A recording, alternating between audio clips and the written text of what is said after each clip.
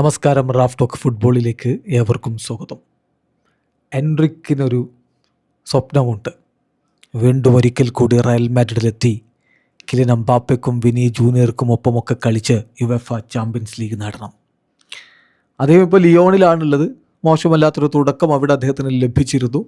ഇപ്പോൾ തൻ്റെ ഭാവി പ്ലാനുകൾ അദ്ദേഹം തുറന്നു പറയുന്നുണ്ട്. I hope one day to reunite with Kylian and Vini to win Champions League and many other titles.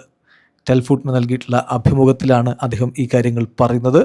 വളരെ കൃത്യമായിട്ട് അദ്ദേഹം പറയുന്നു, എൻ്റെ സ്വപ്നം ഞാൻ പ്രതീക്ഷിക്കുന്നത് എനിക്ക് ഒരു ദിവസം കിലിയനോടൊപ്പവും വിനിയോടൊപ്പവും ഒക്കെ റീയുണൈറ്റ് ചെയ്യാൻ പറ്റും, ചാമ്പ്യൻസ് ലീഗ് കിരീടം നേടാൻ പറ്റും, മറ്റു കുറേ കിരീടങ്ങളും നേടാൻ പറ്റുമെന്ന് ഞാൻ പ്രതീക്ഷിക്കുന്നു എന്നാണിപ്പോൾ എൻറിക്ക് പറയുന്നത്.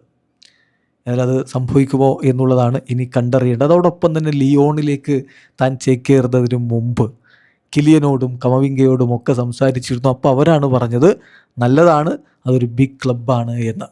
അതെങ്ങനെയാണ്? I spoke to Kylian and Camavinga before coming to Lyon. ലിയോണിലേക്ക് വരുന്നതിന് മുമ്പ് ഞാൻ കിലിയനോടും കമവിംഗയോടും ഒക്കെ ചോദിച്ചിരുന്നു. അവരെന്നോട് പറഞ്ഞു ഇറ്റ്സ് എ ബിഗ് ക്ലബ്ബ്. തീർച്ചയായിട്ടും ഇവിടെ ഞാൻ സംതൃപ്തനാണ് എന്നുകൂടി എൻറിക്ക് പറയുന്നുണ്ട്. ഏതായാലും ഇപ്പോൾ ബ്രസീലിയൻ മാധ്യമങ്ങൾ റിപ്പോർട്ട് ചെയ്യുന്നൊരു കാര്യമുണ്ട്. ഗബ്രിയൽ ഹീസസും എൻറിക്കും ബ്രസീലിയൻ കോച്ച് കാർലോ അഞ്ചലോട്ടിയുടെ ചുരുക്കപ്പട്ടികയിലുണ്ട്. അടുത്ത വേൾഡ് കപ്പിന് പോകാനുള്ള താരങ്ങളുടെ ലിസ്റ്റിലേക്ക് അദ്ദേഹം അവരെ കൂടി ഉൾപ്പെടുത്തിയിട്ടുണ്ട്. ഒരു ഘട്ടത്തിൽ ആഞ്ചലോട്ടി എൻറിക്കിനെ പരിഗണിക്കുന്നുണ്ടായിരുന്നില്ല. അതിൻ്റെ കാരണം റയൽ മാഡ്രിഡിലെ സാബി അലോൺസോ അദ്ദേഹത്തെ ബെഞ്ചിലിരുത്തിയത് തന്നെയാണ്.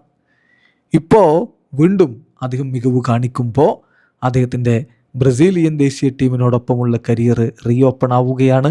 ഒരു പക്ഷേ മാർച്ച് മാസത്തിലെ കോളപ്പിൽ എൻറിക്കിനെ ആഞ്ചലോട്ടി വിളിച്ചാൽ അത്ഭുതപ്പെടേണ്ടതില്ല. വീഡിയോ അവസാനിക്കുന്ന ഫുട്ബോൾ ലോകത്തെ കൂടുതൽ വിശേഷങ്ങളുമായി റാഫ് ടോക്സിൽ എത്താം.